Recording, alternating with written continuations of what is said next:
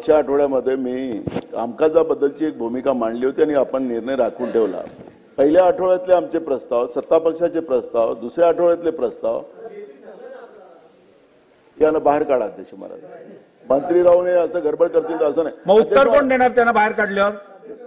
गरज नाही अध्यक्ष महाराज, ते अजितदादा कापी आहे त्याच्यासाठी। अध्यक्ष महाराज मी आमचं संरक्षण आपला अधिकार आहे अध्यक्ष महाराज, आमचं संरक्षण आपण केलं पाहिजे।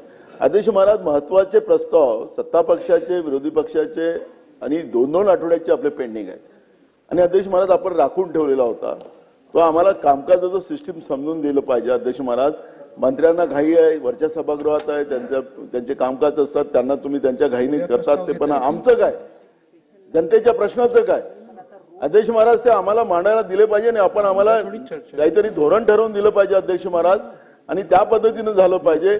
हा एक माझा पॉइंट ऑफ ऑर्डर अध्यक्ष महाराज।